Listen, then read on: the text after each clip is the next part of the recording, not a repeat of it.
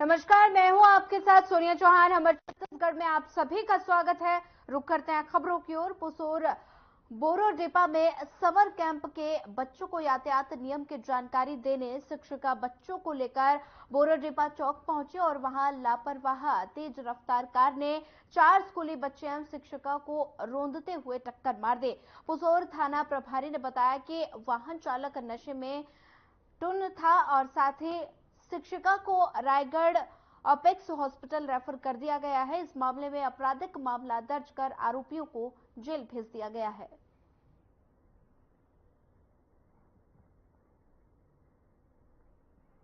Sir बताएंगे, कल दुर्घटना घटी यहाँ। कल दिनांक 29/5/24 को लगभग 10 बजे के लगभग बोरोडेपा चौक पर एक तेज गति सेंट्रो कार खतरनाक तरीके से चलाते हुए चालक के द्वारा 4 स्कूली बच्चे एवं एक शिक्षिका को जो रोड के किनारे में खड़े थे उनको ठोकर मार दिया। उक्त वाहन चालक शराब सेवन किए हुए थे, जिसको तत्काल पहुंच करके घटना स्थल से हिरासत में लिया गया, जिस पर विधिवत कार्रवाई करते हुए आपराधिक मानववध करने के प्रयत्न से संबंध होने से धारा 308 आईपीसी के तहत अपराध पंजीबद्ध करके विवेचना में लिया गया है। आरोपी वाहन स्वामी भागीरथी पटेल जो ग्राम तड़ोरा के हैं, उनके द्वारा अपने वाहन को एक नाबालिग चालक को चलाने के लिए दिया गया था तथा स्वयं मालिक बगल में बैठे हुए थे, जिस पर दोनों के खिलाफ अपराध पंजीबद्ध करके उनको न्यायिक रिमांड में भेजा जा रहा है। झारखंड के राजमहल लोकसभा के अंतर्गत बरहेट में चुनाव प्रचार के आखिरी दिन विशाल जनसभा आयोजित की गई, जिसमें बीजेपी के कई कार्यकर्ता शामिल हुए और इस दौरान भारी भीड़ भी देखने को मिली।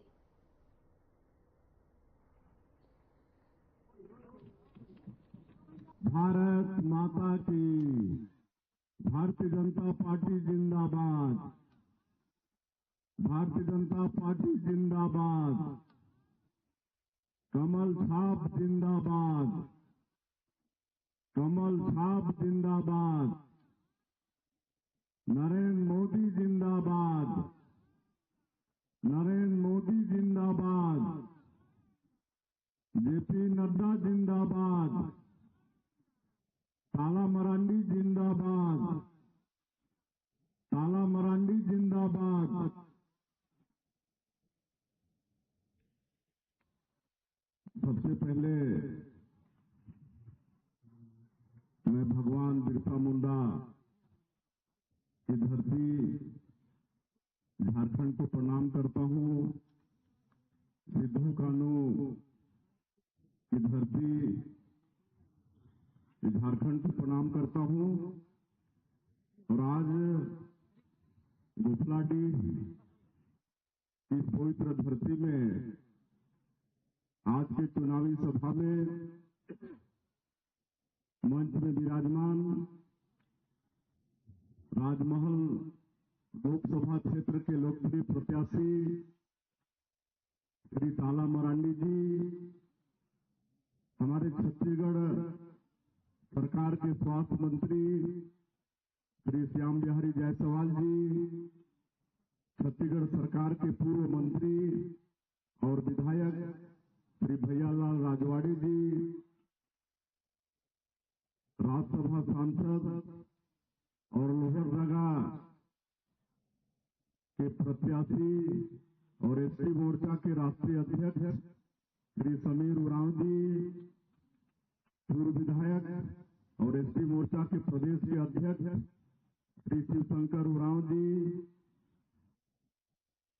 श्री अवधेश चंदेल जी, पूर्व विधायक श्री के गुप्ता जी, अनुज आर्य जी, गणेश प्रसाद तिवारी जी, श्री शिका हसन जी, श्रीमती रेणुका मुर्मू जी, उत्पल दत्ता जी, संजय गुप्ता जी, सलखो सोरेन जी, अनंत तिवारी जी और मंच में विराजमान सभी भारतीय जनता पार्टी के हमारे वरिष्ठ नेतागण, नेत्रीगण और इस चुनावी सभा में बरहेट विधानसभा के सभी हमारे देवतुल्य कार्यकर्ता भाई और बहनों, देवतुल्य मतदाता भाई और बहनों और मीडिया के मित्रों,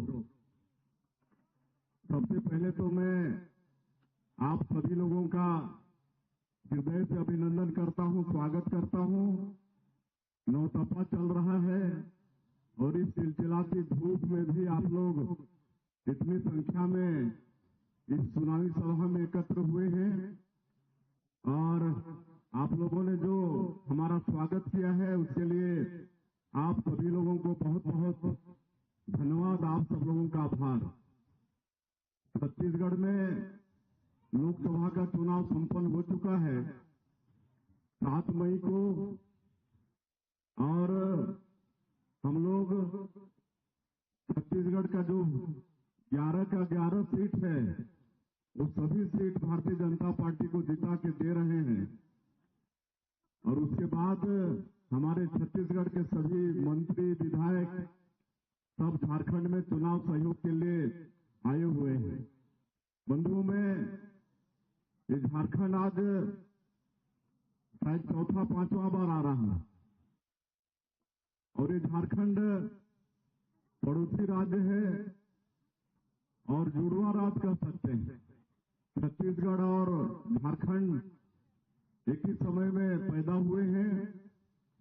हमारे श्रद्धेय नेता अटल बिहारी वाजपेयी जी छत्तीसगढ़ और झारखंड को एक साथ बनाए 2000 में और इस नाते हम लोग जुड़वा भाई हैं और मेरा तो झारखंड से बहुत गहरा नाता है। हमारी माता जी झारखंड की हैं। खूंटी लोकसभा क्षेत्र में हमारे मामा लोग रहते हैं और वो भी भारतीय जनता पार्टी के नेता हैं और हमेशा हम लोग यहाँ पर चुनाव प्रचार में आते रहते हैं और यहाँ से भी हमारे यहाँ जाते रहते हैं। बंधु, मैं आप लोगों को ये बताने आया हूं कि ये जो लोकसभा का चुनाव है बड़ा महत्वपूर्ण चुनाव है। हमारे देश के जो यशस्वी प्रधानमंत्री हैं श्री नरेंद्र मोदी जी, इनको तीसरी बार प्रधानमंत्री बनाने के लिए चुनाव है। ये नरेंद्र मोदी जी का चुनाव है। आप सभी लोग सहमत हैं कि नहीं? नरेंद्र मोदी जी को तीसरी बार प्रधानमंत्री बनाना है ना, तो सब दोनों हाथ उठाइए, एक बार आशीर्वाद दीजिए नरेंद्र मोदी जी को। बहुत बहुत धन्यवाद। देखिए, नरेंद्र मोदी जी एक गरीब का बेटा है, एक चाय बेचने वाला का बेटा, और मैं इसका जिक्र इसलिए कर रहा हूं कि गरीब आदमी ही गरीब आदमी का दुख तकलीफ को जानता है। वो दिल्ली बम्बई में पैदा होने वाला वो नहीं जानता है। और नरेंद्र मोदी जी जो पूरे देश को अपना परिवार मानते हैं, 140 करोड़ भारतवासी को अपना परिवार मानते हैं और उनके सुख दुख की चिंता रात और दिन करते हैं। आज 24 घंटा में 18 घंटा देश के लिए काम करते हैं और आप लोग 10 साल उनको प्रधानमंत्री के रूप में देखे हैं। 10 साल इस देश में उन्होंने प्रधानमंत्री के रूप में गांव, गरीब, किसान, मजदूर सबके लिए चिंता किया है। उनका नारा है सबका साथ, सबका विकास, सबका विश्वास और सबका प्रयास। सबको साथ में लेके चलने का उनका नारा है। और 10 वर्ष में आप लोग देखे होंगे गरीबों के लिए खूब काम किए।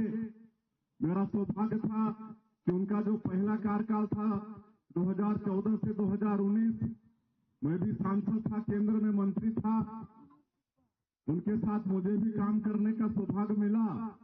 तो पहले 5 साल में उन्होंने गरीबों के लिए काम किया। गरीबों को पक्का का मकान देने का काम, गरीबों को गैस का सिलेंडर देने का काम, घर घर खाता खोलने का काम, माता बहनों को धुआं से मुक्ति दिलाने के लिए गैस सिलेंडर देने का काम। अब इतना काम है कि उसको सबको गिनाएंगे तो बहुत समय लगेगा। पूरा गरीबों के लिए काम किया। और जब दूसरी बार प्रधानमंत्री बने तो हम लोगों की जो मांग थी कि अयोध्या में राम मंदिर बनाएंगे, कश्मीर से धारा 370 हटाएंगे, ये बड़ा बड़ा काम भी आदरणीय मोदी जी ने किया। 500 साल के संघर्ष के बाद, लाखों हिंदुओं के कुर्बानी के बाद आज भगवान राम अयोध्या में भव्य मंदिर में विराजमान हो गए। जम्मू कश्मीर से धारा 370 हट गया। कांग्रेसी बोलते थे विरोधी कि ये तो हट ही नहीं सकता, खून खराबा हो जाएगा, लेकिन शांति से आदरणीय मोदी जी ने धारा 370 भी हटा दिया। आज देश का कोई भी व्यक्ति जम्मू कश्मीर में जाके वहां जमीन खरीद के अपना मकान बना सकता है। जब तक धारा 370 था तो देश का कोई भी आदमी वहां पर 1 इंच जमीन खरीद नहीं सकता था। ये सब कानून को आदरणीय मोदी जी ने तोड़ा। और ऐसे प्रधानमंत्री जी का एक चुनाव है। हम लोगों को इस देश को और आगे बढ़ाना है, विश्व गुरु बनाना है। 2045 तक विकसित भारत के रूप में अपने देश को खड़ा करना है। और 10 साल में आदरणीय मोदी जी ने आर्थिक क्षेत्र में जो 11वें स्थान पर था हमारा देश, उसको 5वें स्थान पर लाके खड़ा कर दिए। अब आने वाले 5 साल में उनका संकल्प है कि आर्थिक क्षेत्र में तीसरा सबसे बड़ा ताकत भारत देश को बनाएंगे। और ये काम आदरणीय मोदी जी ही कर सकते हैं। और इसलिए उनका चुनाव है। आने वाले समय में और 3 करोड़ लोगों का प्रधानमंत्री आवास बनाना है। 3 करोड़ और हमारी दीदी लोगों को लखपति बनाना है। हमारे मुद्रा योजना में हमारे बेटा बेटी उनको रोजगार में जो 10 लाख लोन जिसका गारंटर स्वयं प्रधानमंत्री जी भारत सरकार होता है, वो 20 लाख करना है। ये सब चुनावी घोषणा पत्र में है। तो इसलिए अच्छा काम करना है। इसलिए आने वाला ये लोकसभा चुनाव का बड़ा महत्व है। और आप सब लोगों से आज मोदी जी के लिए आशीर्वाद मांगने आए। आज बड़ा दुख लगता है, झारखंड और छत्तीसगढ़ एक साथ पैदा हुए और दोनों प्रदेश में खनिज संपदा भी भरपूर है, वनोपज भी है, यहाँ की धरती माटी उर्वरा शक्ति से भरपूर है, मेहनत कश किसान है। लेकिन आज अगर विकास में तुलना करें तो झारखंड से ज्यादा छत्तीसगढ़ का विकास हुआ है। आप लोग जाते होंगे तो देखते होंगे, काहे कि वहां पर 15 साल भारतीय जनता पार्टी की सरकार डॉक्टर रमन सिंह के नेतृत्व में था। अभी 2023 में फिर भारतीय जनता पार्टी की सरकार है। शुरुआती के क्षेत्र में 3 साल कांग्रेस पार्टी की सरकार थी बहुमत के आधार पर, लेकिन 3 साल में ही वहां की जनता कांग्रेस पार्टी को सत्ता से हटा दी और भारतीय जनता पार्टी को जिताई। और लगातार 15 साल तक भारतीय जनता पार्टी की सरकार ने छत्तीसगढ़ का विकास किया। अभी 5 साल 2018 से 23 फिर एक बार वहां की जनता कांग्रेस पार्टी को सरकार में बैठा दी।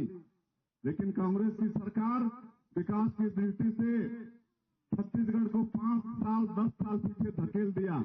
तो अभी जो चुनाव आया 2023 का, तो फिर छत्तीसगढ़ की जनता भारतीय जनता पार्टी को सरकार में बैठा दी।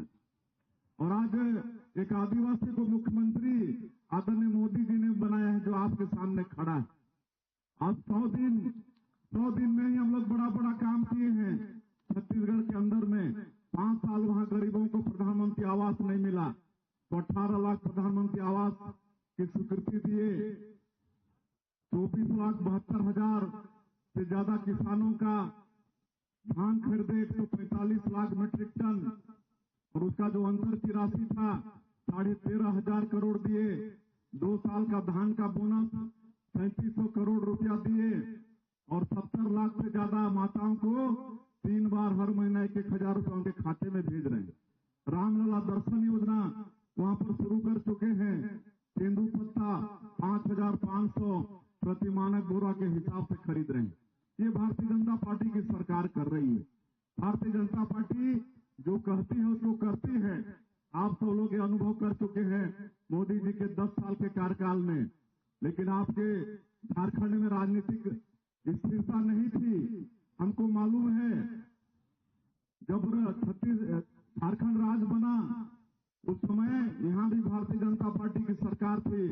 बाबूलाल मरांडी जी मुख्यमंत्री थे। उसके पहले किस तरह से नक्सलवाद हावी था झारखंड में, हम लोग रांची उतरते थे हवाई जहाज से और जसपुर जाते थे तो शाम के बाद डर लगता था। सप्ताह में 15 दिन में, महीना दिन में बंदी होता था। लेकिन बाबूलाल मरांडी के सरकार आने के बाद ये सब नक्सलवाद भी यहाँ पर कम हुआ है। आज मोदी जी के शासन में 10 साल में कहीं बम ब्लास्ट नहीं हुआ है, नहीं तो हर त्योहार में कहीं बम ब्लास्ट होता था। आज पाकिस्तान गिदड़ भक्ति देता था भारत को। हमारे देश के सैनिकों का सर कलम करके फुटबॉल जैसे खेलते थे, लेकिन कांग्रेस की सरकार शांति वार्ता करके बात खत्म कर देती थी। लेकिन नरेंद्र मोदी जी जैसा मजबूत प्रधानमंत्री बने तो 2 ही बार के स्ट्राइक, एयर स्ट्राइक और सर्जिकल स्ट्राइक, उसके बाद पाकिस्तान की बोलती बंद हो गई। आज अपने औकात में पाकिस्तान आ गया। तो ये सब बात है बंधुओं। और क्योंकि आदिवासी क्षेत्र है, मैं भी आदिवासी समाज का हूं, इसलिए अपने बंधुओं से निवेदन करने आया हूं कि आजादी के 75 साल में आप देखेंगे तो 55 साल कांग्रेस की सरकार रही है। लेकिन कांग्रेस ने चाहे ये झारखंड मुक्ति मोर्चा हो, आदिवासियों को खाली वोट बैंक के रूप में इस्तेमाल किया है। बंधुआ मजदूर समझ के रखा, कोई विकास का काम नहीं किया। जब अटल बिहारी वाजपेयी जी प्रधानमंत्री बने तो आदिवासियों के समुचित विकास के लिए भारत सरकार में पहली बार आदिम जाति कल्याण मंत्रालय का गठन किए, पहली बार। इसको अगर कांग्रेस चाहती आदिवासियों का विकास हो तो पहले मंत्रालय का गठन कांग्रेस पार्टी कर सकती थी, लेकिन नहीं की। खाली वोट बैंक के रूप में आदिवासियों का इस्तेमाल कांग्रेस पार्टी ने किया। आज इस देश का जो सर्वोच्च पद है महामहिम राष्ट्रपति का, आज हमारे समाज की बहन श्रीमती द्रौपदी मुर्मू जो एक संथाली है, आज वो विराजमान है। कितने गौरव की बात है हम आदिवासियों के लिए। तो ये मान और सम्मान देने का काम भारतीय जनता पार्टी ही करती है। तो ये सब मनन और चिंतन करना है। ये कांग्रेस और ये जेएमएम झारखंड मुक्ति मोर्चा जिनकी सरकार चल रही है, ये दोनों चोर चोर मौसेरे भाई हैं, चोर चोर मौसेरे भाई हैं। आज दुर्भाग्य है झारखंड का, यहाँ का मुख्यमंत्री आज भ्रष्टाचार के आरोप में जेल में बंद है। इससे और दुर्भाग्य क्या हो सकता है किसी प्रदेश के लिए? कोई अच्छा काम के लिए जेल में नहीं है, भ्रष्टाचार के आरोप में जेल में है। हमारे ताला मरांडी जी बता रहे थे, आलमगीर आलम कांग्रेस का इस सरकार का मंत्री, उसके पीए के घर से आज 350 करोड़ रुपया मिलता है।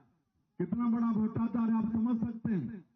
कांग्रेस का एक सांसद धीरज कुमार, उसके घर में छापा पड़ता है तो 351 करोड़ रुपया उसके घर से मिलता है। ये किसका पैसा है? आपका पैसा है, जनता का पैसा है। लेकिन ये किनके घर में मिल रहा है? विकास में नहीं लग रहा है, आपके सड़क बिजली पानी के लिए नहीं लग रहा है, इनके ऐसो आराम के लिए इनके घर में मिल रहा है। तो ऐसे चोर चोर मौसेरे भाई, ये कांग्रेस और ये जेएमएम को उखाड़ के फेंकना है। और आने वाले 1 तारीख को आप सबका आशीर्वाद नरेंद्र मोदी जी को मिले और नरेंद्र मोदी जी का आशीर्वाद बाबू ताला मरांडी के माध्यम से, ताला मरांडी जी को आप लोगों का आशीर्वाद 1 तारीख को कमल छाप में बहुमूल्य वोट बटन दबाकर आप लोग दीजिए। ये सांसद बन के जाए प्रचंड मतों से और वहां पर तीसरी बार नरेंद्र मोदी जी को प्रधानमंत्री बनाने में आप सब लोगों का भी सहयोग होगा। यही आज मैं मुख्यमंत्री के नाते, एक आदिवासी मुख्यमंत्री के नाते अपने बंधुओं के समक्ष मैं अनुरोध करने आया था, आप लोगों से प्रार्थना करने आया था। तो हम लोग उम्मीद करके जाएं, आप लोगों का आशीर्वाद 1 तारीख को ताला मरांडी जी को मिलेगा, कमल छाप में मिलेगा कि नहीं? एक बार दोनों हाथ उठा के ताला मरांडी जी को आशीर्वाद दीजिए। चलिए, बहुत बहुत धन्यवाद। इस चिलचिलाती धूप में आप लोग आए, इसके लिए फिर से एक बार आप लोगों का धन्यवाद करते हुए मैं अपनी बात समाप्त करता हूँ। जय हिंद, जय झारखंड।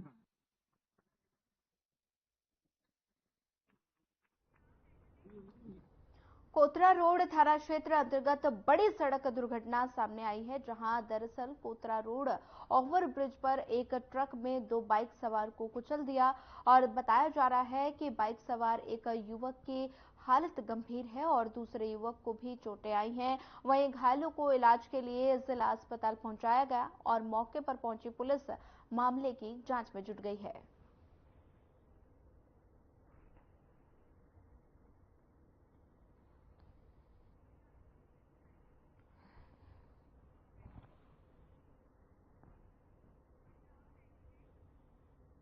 डॉक्टर्स को लोग भगवान का रूप मानते हैं, ऐसे में उनका भी ये धर्म होता है कि वो अपने की रक्षा करें और अपनों के लिए काम करें।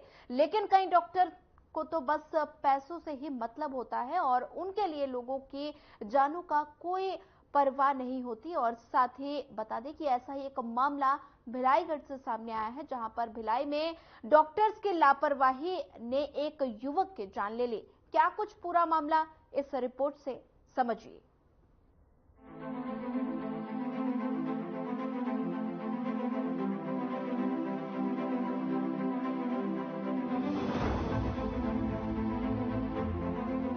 शंकराचार्य मेडिकल कॉलेज में एक बार फिर जमकर हंगामा हुआ है।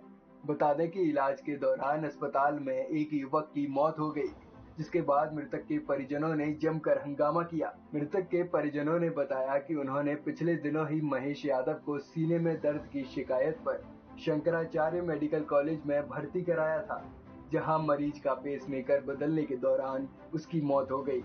परिजनों ने बताया कि उन्हें पेसमेकर बदलने के बाद हुई मौत की कोई सूचना नहीं दी गई थी और अचानक ही अस्पताल ने फोन करके बताया कि महेश यादव की मौत हो गई है। लेकिन इस पूरे मामले में अस्पताल प्रबंधन की ओर से किसी भी प्रकार का कोई बयान सामने नहीं आया है। वहीं परिजनों का कहना है कि मृतक युवक के पेसमेकर लगे 10 साल हो गए, लेकिन अभी तक कोई दिक्कत नहीं हुई थी। पेसमेकर में बैटरी चेंज करने से पहले डॉक्टर से पूछा गया था, लेकिन तब डॉक्टर ने कहा कि बैटरी चेंज करने में कोई दिक्कत नहीं होगी। इसके साथ ही परिजनों का आरोप है कि डॉक्टर्स ने उनसे कोई कंसल्ट फॉर्म साइन कराए बिना ही बैटरी चेंज कर दी। इसके बाद युवक की मौत हो गई। परिजनों की मांग है कि परिवार में कमाने वाला बस एक ही व्यक्ति था और वो भी चला गया, जिस कारण अस्पताल प्रबंधन से परिजनों ने 50 लाख रुपए के मुआवजे की मांग की है। जो दुर्घटना हुआ है पूरे लापरवाही डॉक्टर के इसमें, क्योंकि हमने उसे कोई साइन नहीं लिया, कोई सूचना नहीं दिया कि ऐसा हो सकता है और अपने मरीज ऑपरेशन करके उसने जान मार दी। राजनीतिक हमारा कहना में है कि बच्चे को जीवन के लिए इनको हर जाना दिया जाए। क्योंकि अभी मांग पूरी भी नहीं हुई है, अभी आपने टाइम दिया था। अभी अंदर ऑफिस में बुलाए थे, अभी ऑफिस में बुलाए थे, बोले 1 घंटे बाद बता रहा हूँ, अभी तक 1 घंटा हो गया कुछ नहीं बता रहे। सर अंदर मीटिंग हुआ, मीटिंग में उन्होंने बोला कि हम कोशिश करेंगे, प्रशासन बात करेंगे, जो करना होगा करेंगे बोले वो। अभी 1 घंटे का टाइम दिए थे उनको, अभी कोई रिस्पॉन्स नहीं आया उधर से। क्या हुआ था उनको 10 साल पहले पेसमेकर लगा था, उसका टाइम होने वाला था, बस 1 महीने ही बचा था, उनको चेंज करना था। तो डॉक्टर बोले कि इसको चेंज करना पड़ेगा, तो मैं उनको सोमवार को एडमिट करवाया। जांच हुआ, सब रिपोर्ट क्लियर था, कोई रिपोर्ट में गड़बड़ नहीं था, सब रिपोर्ट नॉर्मल था। तो फिर उनको कल ऑपरेशन के लिए 1 बजे ले गए। फिर उसी ऑपरेशन में चलते चलते गए सामने से, फिर उनके पास क्या हुआ मुझे नहीं पता। फिर 1 घंटे बाद बताया मेरे को कि उनका सांस बंद हो गया, दर्द हो गया करके। क्या किसी भी प्रकार का ऑपरेशन से पहले कोई भी साइन आपको करवाया गया? नहीं, ऐसा कुछ नहीं करवाया, ऐसा भी कुछ नहीं करवाया गया था मुझे, ना बताया गया था कि इसमें कोई रिस्क है। वहीं इस मामले में डॉक्टर ने अपनी सफाई पेश की है। जब उनसे कंसल्ट फॉर्म साइन कराने वाली बात को लेकर सवाल किए गए, तो डॉक्टर ने कहा कि इस बात को इतना महत्व देने की आवश्यकता नहीं है। न लगा हो, पहले उसका वाल्व बदला नहीं गया हो। इस पेशेंट की सीरियस हालत थी, उस हालत में ऐसा मरीज जिसका वाल्व भी बदला गया था और पेसमेकर भी लगाया गया था, ये रूटीन केस नहीं था। तो आप ये मानते हैं कि कंसर्न फॉर्म साइन कराना जरूरी नहीं था? ऐसा मैं नहीं बोल रहा हूँ, ये बिल्कुल आवश्यक रूप से बोला गया है, लेकिन इस बात को इतना महत्व देने का मतलब नहीं है, क्योंकि इस मामले में ऐसा नहीं है कि हमने वेट किया, कुछ किया। पेशेंट जब सीरियस हुआ ना, बिना लाइसेंस गाड़ी चलाने वाली नहीं, बिल्कुल गलत सोच रहे हैं आप गाड़ी को मनुष्य से तुलना कर रहे हैं। फिलहाल मृतक के परिजनों ने जो आरोप लगाए हैं, उससे तो यही साफ होता है कि डॉक्टर्स ने अपनी मनमानी चलाई, जिससे युवक की जान चली गई। वहीं डॉक्टर्स अपना पलड़ा झाड़ते दिखाई दे रहे हैं। Bureau report.